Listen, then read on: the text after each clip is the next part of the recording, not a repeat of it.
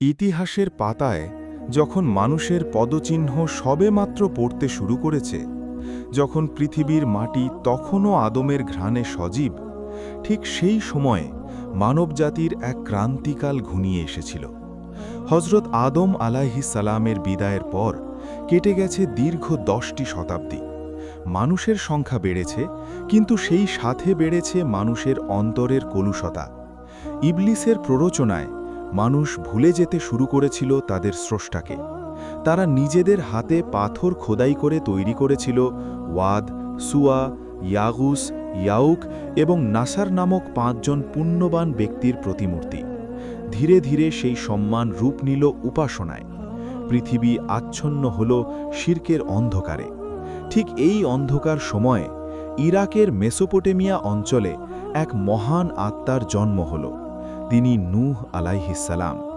তার প্রকৃত নাম নিয়ে মতভেদ থাকলেও তিনি নূহ নামেই পরিচিতি পান তার দীর্ঘ রোদন ও আল্লাহর প্রতি অগাধ কৃতজ্ঞতার কারণে।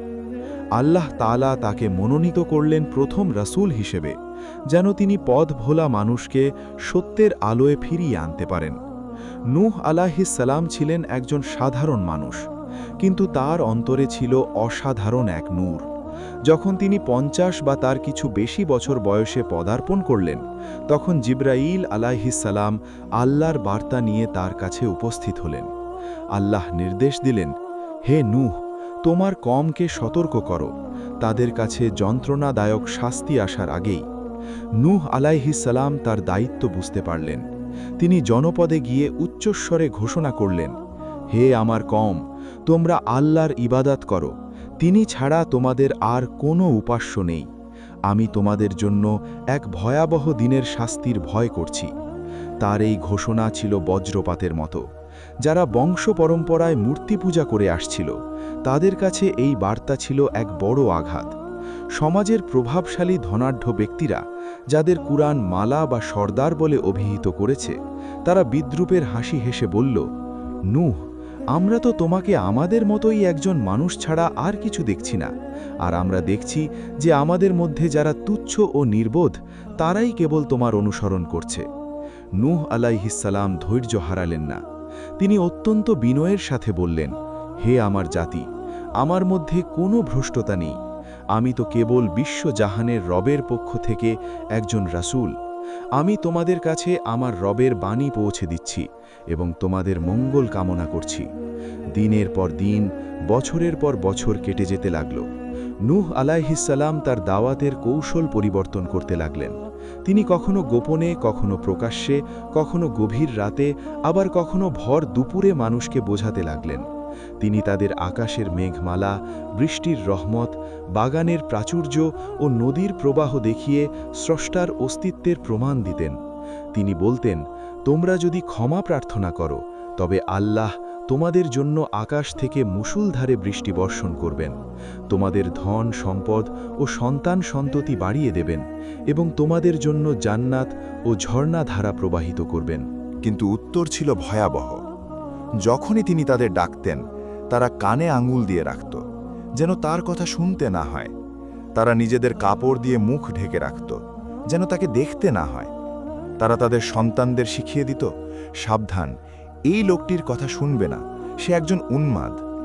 কোরআনের ভাষায় নূহ আলাইহিস সালামের সেই করুণ আরতি ফুটে উঠেছে, হে আমার রব, আমি আমার কওমকে রাত দিন ডেকেছি, কিন্তু আমার ডাক কেবল তাদের পলায়নকেই বাড়িয়ে দিয়েছে।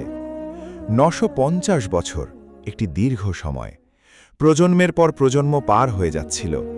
বৃদ্ধরা মরার সময় তাদের সন্তানদের ওসিয়ত করে যেত, যেন তারা নূহের অবাধ্য থাকে। নূহ আলাইহিস সালাম দেখলেন, যারা বিশ্বাসী ছিল তারা ছাড়া নতুন কেউ আর ঈমান আনছে না, বরং তাদের ঔরস থেকে কেবল পাপিষ্ঠ ও কাফিরদেরই জন্ম হচ্ছে। দীর্ঘ 950 বছরের অক্লান্ত চেষ্টার পর যখন নূহ আলাইহিস সালাম দেখলেন যে তার জাতির হৃদয়ে হেদায়েতের কোনো ছিটেফোঁটাও অবশিষ্ট নেই, তখন তিনি আল্লাহর দরবারে হাত তুললেন। তার সেই দুয়া ছিল ইতিহাসের এক মোড় পরিবর্তনকারী মুহূর্ত। তিনি বললেন, হে আমার রব, এই পৃথিবীতে কাফিরদের একজনকেও অবশিষ্ট রাখবেন না।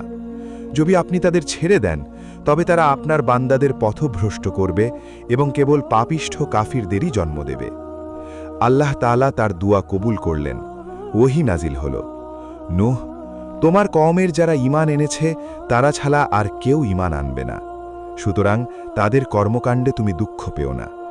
এখন তুমি আমার চোখের সামনে এবং আমার ওহী অনুযায়ী একটি বিশাল কিস্তি বা নৌকা নির্মাণ করো।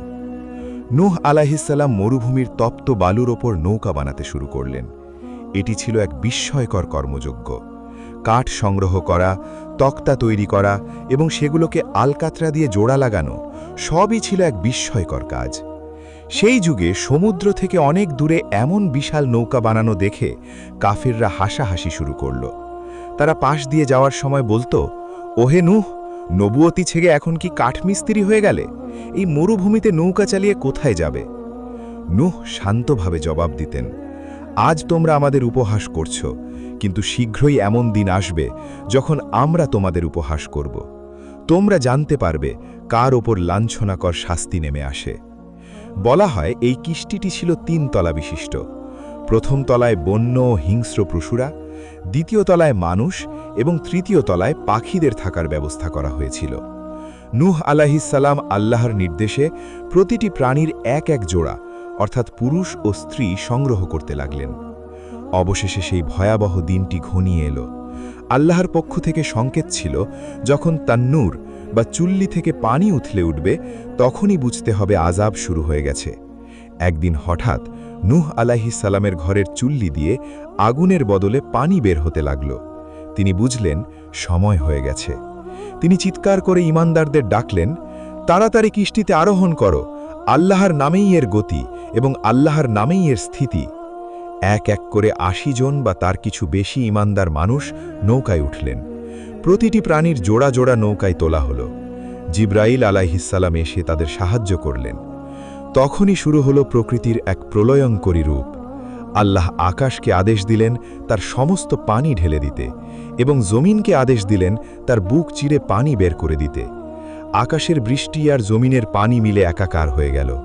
মুহূর্তের মধ্যে জনপদগুলো প্লাবিত হতে শুরু করল। নূহ আলাইহিসসালাম দেখলেন তার এক পুত্র কেনান বা ইয়াম এখনও কিস্তিতে ওঠেনি। সে সাঁতরে এক পাহাড়ের দিকে যাচ্ছিল। পিতা হিসেবে নূহের হৃদয় কেঁদে উঠল। তিনি ডাকলেন, হে আমার আদরের সন্তান, আমাদের সাথে কিস্তিতে উঠে এসো, কাফিরদের অন্তর্ভুক্ত হয়েও না। কেনান ও উদ্ধত্তের সাথে জবাব দিল, আমি শীঘ্রই কোনো পাহাড়ে আশ্রয় নেব যা আমাকে পানি থেকে রক্ষা করবে। নূহ আলাইহিসসালাম বললেন, আজ আল্লাহর হুকুম থেকে রক্ষা করার কেউ নেই, কেবল তিনি যাকে দয়া করবেন সে ছাড়া।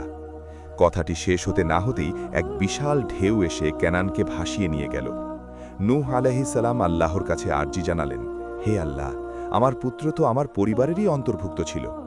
আল্লাহ গম্ভীরভাবে উত্তর দিলেন, নূহ, সে তোমার পরিবারের অন্তর্ভুক্ত নয়, সে ছিল পাপিষ্ঠ।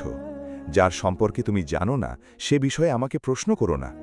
নূহ আলাইহিসসালাম সাথে সাথে তওবা করলেন এবং আল্লাহর ফয়সালা মেনে নিলেন। মহাপ্লাবনের সেই পানি পাহাড়ের চূড়াকেও ছাড়িয়ে গিয়েছিল। কিস্তিটি পাহাড়ের সমান ঢেউয়ের ওপর দিয়ে ভেসে চলছিল।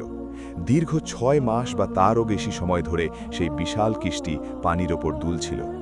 নৌকার ভেতরে ঈমানদাররা আল্লাহর জিকিরে মগ্ন ছিলেন। বন্য পশুরা শান্ত হয়েছিল আল্লাহর কুদরতে। অবশেষে আল্লাহর রহমত বর্ষিত হল। তিনি জমিনকে আদেশ দিলেন, হে জমিন, তোমার পানি গিলে ফেলো, এবং আকাশকে আদেশ দিলেন, হে আকাশ, তোমার বৃষ্টি থামাও। ধীরে ধীরে পানি কমতে শুরু করল। কিস্তিটি গিয়ে স্থির হল জুদি নামক এক পাহাড়ের চূড়ায়। নূহ আলাইহিসসালাম কিস্তির জানালা খুলে দিলেন। তিনি একটি কবুতর ছেড়ে দিলেন দেখার জন্য যে কোথাও শুকনো মাটি পাওয়া যায় কিনা। কবুতরটি যখন তার ঠোঁটে একটি জয়তুনের পাতা নিয়ে ফিরে এলো, তখন নূহ আলাইহিসসালাম বুঝলেন পৃথিবী আবার বাসযোগ্য হতে শুরু করেছে। আল্লাহর পক্ষ থেকে নির্দেশ এলো, হে নূহ, এখন তুমি এবং তোমার সাথীরা শান্তি ও বরকতের সাথে কিস্তি থেকে নেমে এসো। নূহ আলাইহিসসালাম যখন মাটিতে পা রাখলেন তখন পৃথিবী ছিল একদম পরিষ্কার। পাপাচারী ও কাফেরদের কোনো চিহ্ন অবশিষ্ট ছিল না। তিনি একটি মসজিদ নির্মাণ করলেন এবং আল্লাহর শুকরিয়া আদায় করলেন। সেই দিনটি ছিল মুহররম মাসের 10 তারিখ বা আশুরার দিন। নূহ আলাইহিস সালাম এবং তার সাথীরা সেই দিন রোজা রাখলেন এবং তাদের কাছে অবশিষ্ট থাকা শস্য দানা দিয়ে একটি বিশেষ খাবার তৈরি করলেন, যা আজও অনেক মুসলিম সংস্কৃতিতে আশুরার খাবার হিসেবে পরিচিত। নূহ আলাইহিস সালামের 3 পুত্র শাম, হাম এবং ইয়াফেস থেকেই বর্তমান পৃথিবীর সমস্ত মানবজাতির বংশধারা প্রবাহিত হয়েছে। এই জন্য তাকে আদম সানি বা মানবজাতির দ্বিতীয় পিতা বলা হয়। শামের বংশধর থেকে আরব ও বনি ইসরাইল, হামের বংশধর থেকে আফ্রিকান এবং ইয়াফেসের বংশধর থেকে তুর্কি ও ইউরোপীয়দের উৎপত্তি হয়েছে বলে ঐতিহাসিকভাবে বর্ণিত। মৃত্যুর আগে নূহ আলাইহিস সালাম তার সন্তানদের ডেকে এক মহান ওসিয়ত করেছিলেন। তিনি বলেছিলেন, আমি তোমাদের 2টি জিনিসের আদেশ দিচ্ছি এবং 2টি জিনিস থেকে নিষেধ করছি। আমি তোমাদের লা ইলাহা ইল্লাল্লাহ এবং সুবহানাল্লাহি ওয়া বিহামদিহি পাঠ করার আদেশ দিচ্ছি, কারণ এই বাক্যগুলোই আসমান ও জমিনের সমস্ত বাধা দূর করে দেয়। আর আমি তোমাদের শিরক এবং অহংকার থেকে নিষেধ করছি। হযরত নূহ আলাইহিস সালাম যখন ইন্তেকাল করেন তখন তার বয়স ছিল প্রায় 1000 বছরেরও বেশি। তিনি ছিলেন ধৈর্যের মূর্তি প্রতীক, কৃতজ্ঞতার এক উজ্জ্বল দৃষ্টান্ত। নূহ আলাইহিস সালামের এই মহাকাব্যিক কাহিনী কেবল একটি গল্প নয়, এটি ঈমান ও কুফরের চিরন্তন লড়াইয়ের এক দলিল। এটি আমাদের শেখায় যে সত্যের পথে চলা মানুষ সংখ্যায় কম হলেও চূড়ান্ত বিজয় তাদেরই হয়। এটি আমাদের মনে করিয়ে দেয় যে আল্লাহর রহমতের কিস্তিতে যারা উঠবে না, কোনো সুউচ্চ পাহাড় বা জাগতিক শক্তি তাদের রক্ষা করতে পারবে না। আজও যখন আমরা অশান্ত পৃথিবীর বুকে দাঁড়িয়ে থাকি, তখন নূহ আলাইহিস সালামের সেই কিস্তি আমাদের মনে করিয়ে দেয় বিশ্বাসের শক্তির কথা। যারা আল্লাহর ওপর ভরসা করে, সমুদ্রের উত্তাল ঢেউও তাদের জন্য শান্ত হয়ে যায়। কুরআন মাজিদ, সূরা নূহ, সূরা হুদ, আয়াত 25 থেকে 48, সূরা আল আরাফ, সূরা আল মুমিনুন। তাফসির ইবনে কাসির। হযরত নূহ আলাইহিস সালামের জীবন কাহিনী ও মহাপ্লাবনের বিস্তারিত বিবরণ। কাসাসুল আম্বিয়া, হাফিজ ইবনে কাসির সহিহ বুখারী ও মুসলিম। রাসূলুল্লাহ সাল্লাল্লাহু আলাইহি ওয়াসাল্লামের পক্ষ থেকে নূহ আলাইহিস সালামের মর্যাদা ও শাফায়াতের হাদিসসমূহ। নূহ আলাইহিস সালাম যে সমাজে বাস করতেন তা ছিল এক অদ্ভুত বৈপরীত্যের সংমিশ্রণ। একদিকে ছিল প্রাকৃতিক প্রাচুর্য, অন্যদিকে ছিল নৈতিক দেউলিয়াপনা। তৎকালীন সমাজপতিরা সাধারণ মানুষকে দাসে পরিণত করেছিল। তারা মূর্তি পূজাকে একটি রাজনৈতিক হাতিয়ার হিসেবে ব্যবহার করত। নূহ আলাইহিস সালাম যখন এক আল্লাহর কথা বলতেন, তখন তারা ভাবত তাদের ক্ষমতা ও প্রভাব হুমকির মুখে পড়ছে। তারা সাধারণ মানুষকে উস্কানি দিয়ে বলত, তোমরা তোমাদের উপাস্যদের ত্যাগ করো না, বিশেষ করে ওয়াদ, সুয়া, ইয়াগুস, ইয়াউক এবং নাসারকে তো কখনোই নয়। এই 5টি নাম ছিল আসলে তাদের পূর্বপুরুষদের মধ্যে যারা খুব পরহেজগার ছিলেন। শয়তান প্রথমে তাদের ছবি বানিয়ে সম্মান করতে শিখিয়েছিল। পরে প্রজন্মের ব্যবধানে সেই সম্মানী মূর্তি পূজায় রূপ নেয়। নূহ আলাইহিস সালাম মানুষকে এই মনস্তাত্ত্বিক ফাঁদ থেকে বের করে আনার চেষ্টা করেছিলেন। তিনি বলতেন, হে আমার জাতি, আমি তো তোমাদের কাছে কোনো প্রতিদান চাই না। আমার প্রতিদান তো কেবল আল্লাহর কাছে। আমি তোমাদের ধন সম্পদ বা রাজত্ব কেড়ে নিতে আসিনি। আমি এসেছি তোমাদের আত্মার মুক্তির জন্য। কিন্তু বিলাসিতায় মগ্ন সেই জাতি তার প্রতিটি শব্দকে তুচ্ছ জ্ঞান করত। তারা এমনকি তার ওপর পাথর নিক্ষেপ করত যতক্ষণ না তিনি অজ্ঞান হয়ে যেতেন। কিন্তু জ্ঞান ফিরলেই তিনি আবার তাদের জন্য দোয়া করতেন, হে আল্লাহ, আমার কওমকে ক্ষমা করো, কারণ তারা জানে না তারা কি করছে। মহাপ্লাবনের সময় কিস্তির ভেতরের জীবন ছিল এক অলৌকিক জগতের মতো। বাইরের পৃথিবী যখন ধ্বংসের তাণ্ডবে লীন হয়ে যাচ্ছিল, ভেতরে ছিল প্রশান্তি।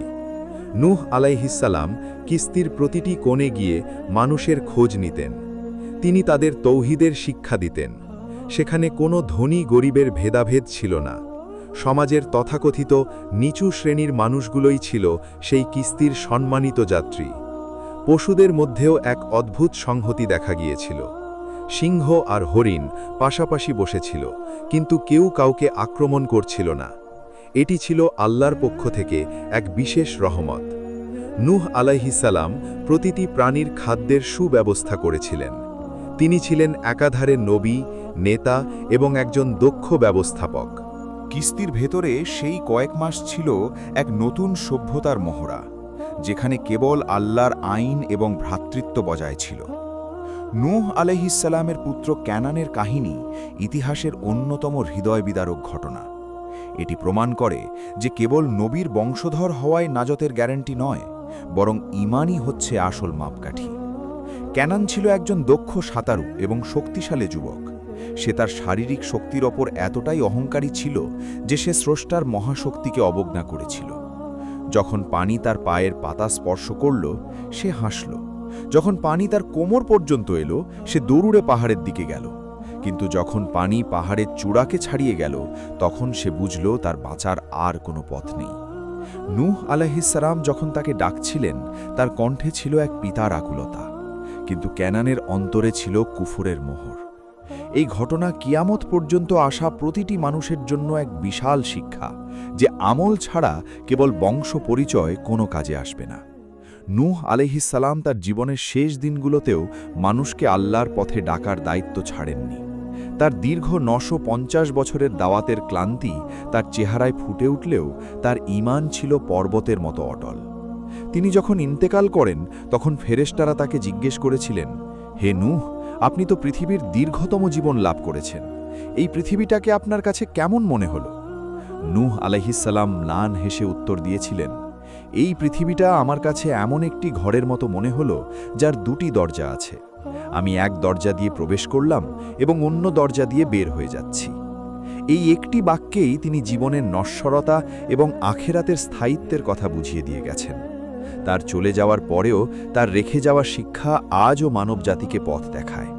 তিনি ছিলেন সেই প্রদীপ যা অন্ধকার যুগে জ্বলে উঠেছিল এবং যার আলো আজও নেভেনি। নূহ আলাইহিসসালামের দাওয়াতের পদ্ধতি ছিল অত্যন্ত আধুনিক এবং বৈজ্ঞানিক। তিনি কেবল আধ্যাত্মিক কথা বলতেন না, বরং তিনি মানুষকে তাদের চারপাশের জগৎ নিয়ে চিন্তা করতে উৎসাহিত করতেন। তিনি তাদের বলতেন, তোমরা কি দেখো না আল্লাহ কিভাবে সপ্ত আকাশ স্তরে স্তরে সৃষ্টি করেছেন, আর সেখানে চাঁদকে রেখেছেন আলো হিসেবে আর সূর্যকে রেখেছেন প্রদীপ হিসেবে? তিনি মানুষকে কৃষিকাজ, বৃষ্টি এবং মাটির উর্বরতা নিয়ে ভাবতে বলতেন। তিনি বোঝাতে চাইতেন যে এই মহাবিশ্বের প্রতিটি কণা এক মহান স্রষ্টার অস্তিত্বের সাক্ষ্য দিচ্ছে।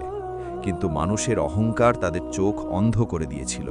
তারা যুক্তি দিয়ে সত্যকে খণ্ডন করার চেষ্টা করত। তারা বলতো, নূহ, তুমি যদি সত্যবাদী হতে তাহলে তোমার অনুসারীরা সমাজের উচ্চবিত্ত মানুষ হতো। আমরা কিভাবে সেই সব মানুষের সাথে এক কাতারে দাঁড়াবো যাদের আমরা তুচ্ছ মনে করি? নূহ আলাইহিসসালামের উত্তরে বলেছিলেন, আমি তাদের তাড়িয়ে দিতে পারি না।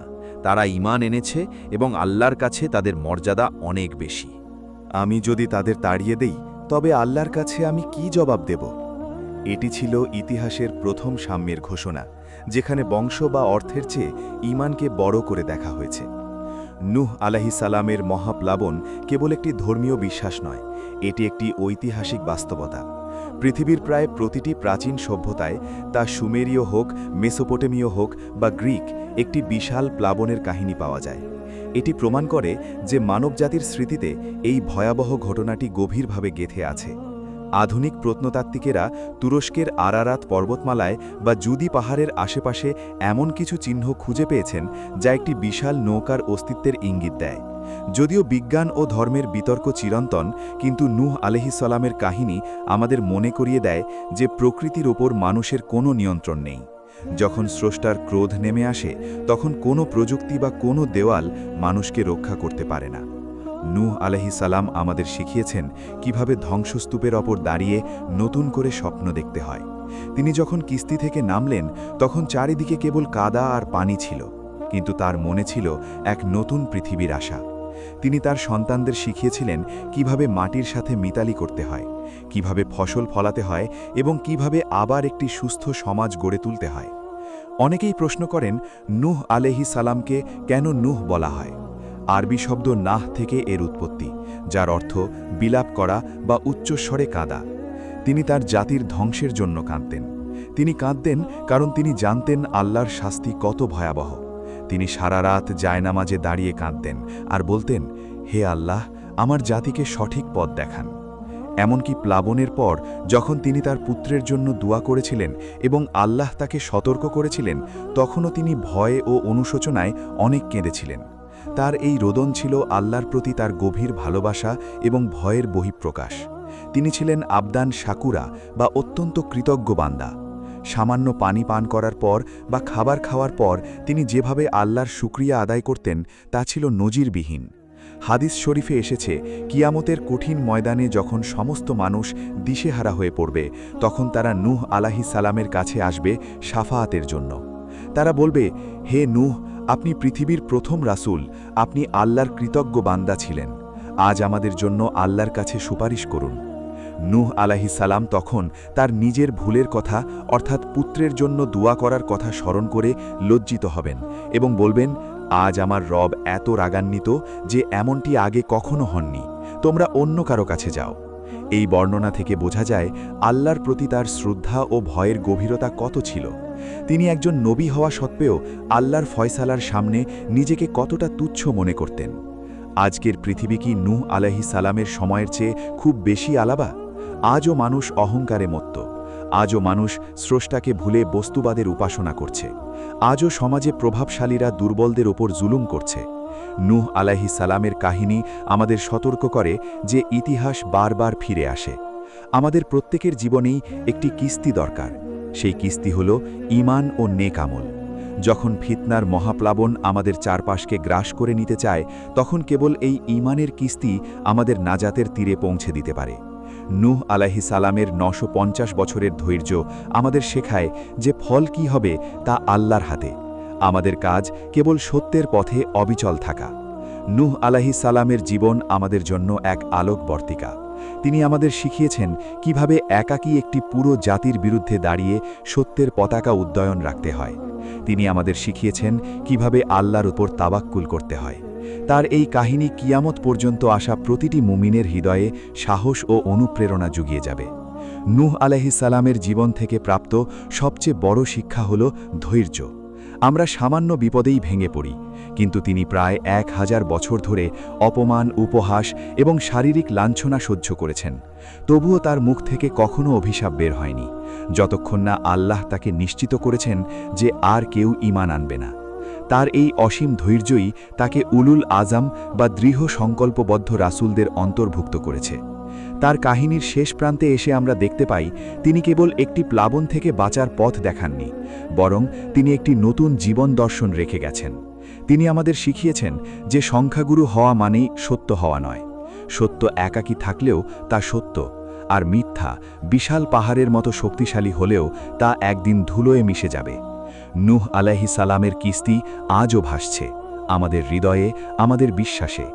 যখনই আমরা কোনো অন্যায়ের বিরুদ্ধে দাঁড়াই, যখনই আমরা আল্লাহর সন্তুষ্টির জন্য কষ্ট সহ্য করি, তখনই আমরা নূহ আলাইহিস সালামের সেই সুমহান ঐতিহ্যের অংশ হয়ে উঠি। আল্লাহ আমাদের সবাইকে নূহ আলাইহিস সালামের মতো ধৈর্য ও ঈমান দান করুন, যেন আমরাও দুনিয়া ও আখেরাতের মহাপ্লাবন থেকে রক্ষা পেয়ে সফলতার তীরে পৌঁছতে পারি। আমিন।